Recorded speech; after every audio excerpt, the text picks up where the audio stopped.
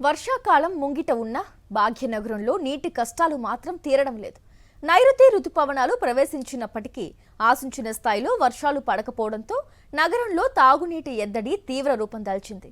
సాధారణంగా ఎండాకాలం ముగియగానే ఊరట లభిస్తుందని భావించే నగరవాసులకు ఈసారి నిరాశ ఎదురైంది. వేసవి కాలం దాటిపోయిన వాటర్ ట్యాంకర్ల డిమాండ్ ఏమాత్రం తగ్గలేదు.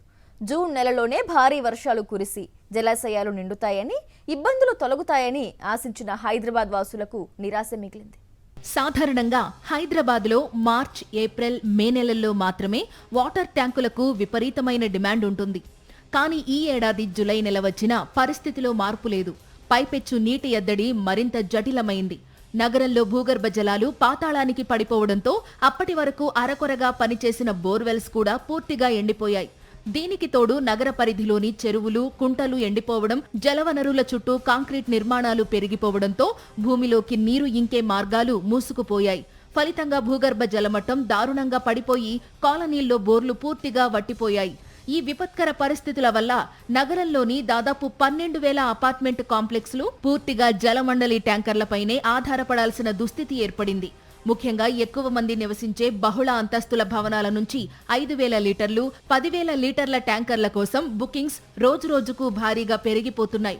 గతంలో ఎన్నడూ లేని విధంగా కూకట్పల్లి, మియాపూర్, గచ్చిబౌలి, మణికొండ వంటి ప్రాంతాల నుంచి ట్యాంకర్ల బుకింగ్స్ వెల్లువెత్తుతున్నాయి. ప్రస్తుతం జలమండలి వెబ్సైట్ లేదా యాప్ ద్వారా బుక్ చేసిన ట్యాంకర్లు 24 గంటల్లో రావడం గగనమైపోయింది.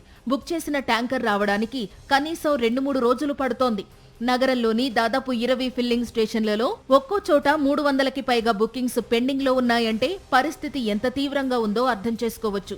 వాటర్ బోర్డు అధికారులు అదనపు షిఫ్ట్లు వేసి 24 గంటలు పనిచేస్తున్నప్పటికీ డిమాండ్కు సరిపడా నీటిని సరఫరా చేయలేకపోతున్నారు.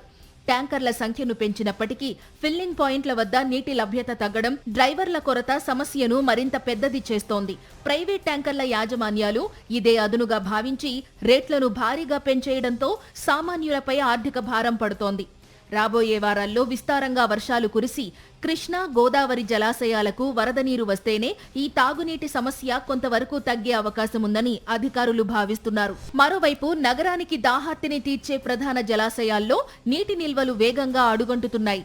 సింగూరు జలాశయంలో ఉన్న నీరు కేవలం మరో 79 రోజులకు మాత్రమే సరిపోతుందని జలమండలి అంచనా వేస్తోంది. అలాగే ఎల్లంపల్లి రిజర్వాయర్లో 130 రోజులకు సరిపడా నీరు మాత్రమే ఉంది. నాగార్జున సాగర్లో నీటి లభ్యత ఉన్నప్పటికీ ప్రస్తుత నీటి మట్టం 514.40 అడుగులుగా ఉంది.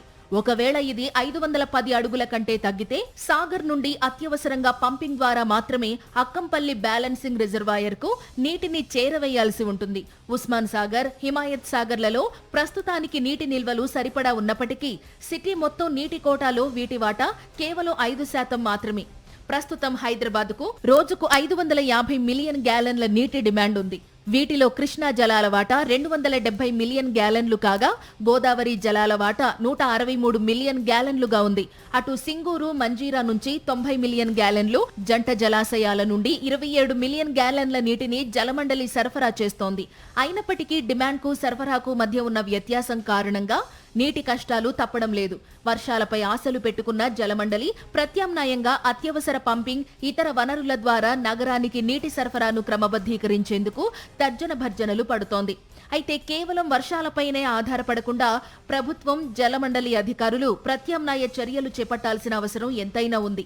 శివారు మున్సిపాలిటీలకు పైప్ లైన్ ద్వారా నీటి సరఫరాను పెంచడం, కొత్త ఫిల్లింగ్ స్టేషన్లను ఏర్పాటు చేయడం వంటి అత్యవసర చర్యలు తీసుకుని ఈ నీటి కష్టాల నుంచి నగరవాసులను ఎప్పుడు గట్టెక్కిస్తారో చూడాలి.